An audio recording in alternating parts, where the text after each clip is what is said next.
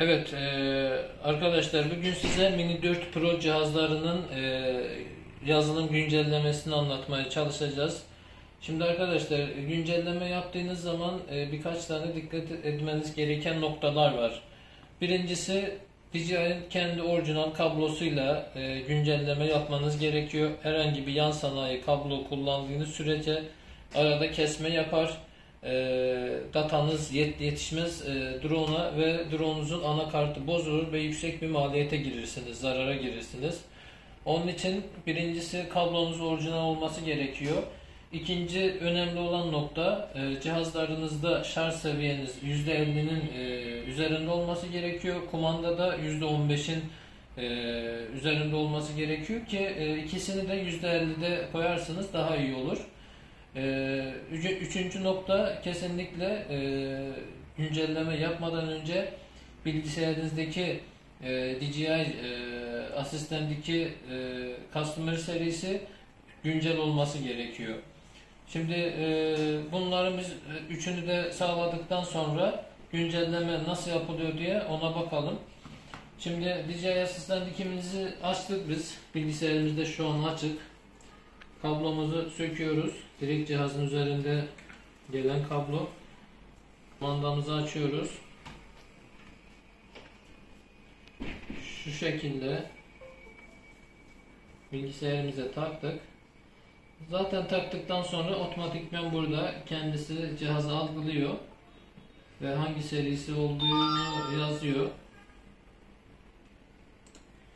Burada DJI RC2 diye çıkıyor. Şu şekilde tıklıyoruz.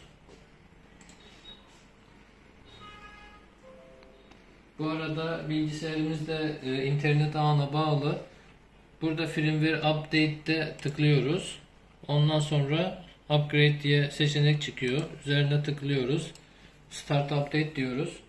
Şu an kumandamızın son versiyon yazılımı bilgisayarımıza indirilmek üzere.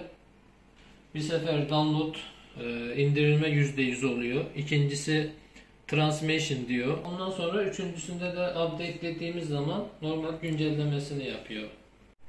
Evet, şimdi download kısmı bittikten sonra gördüğünüz gibi transmission yazıyor. Verileri eşitliyor bilgisayar ile kumanda arasında.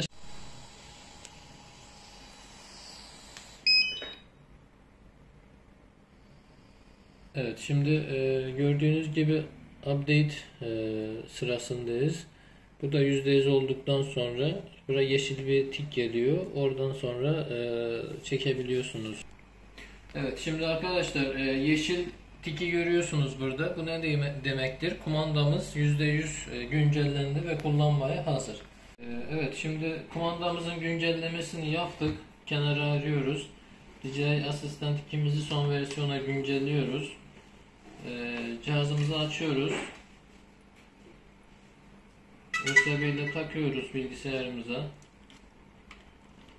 Zaten takar takmaz ekranda çıkması gerekiyor. Mini 4 Pro diye zaten burada model olarak çıkıyor. Tıklıyoruz üzerine. Bilgisayarımız internete bağlı olması gerekiyor.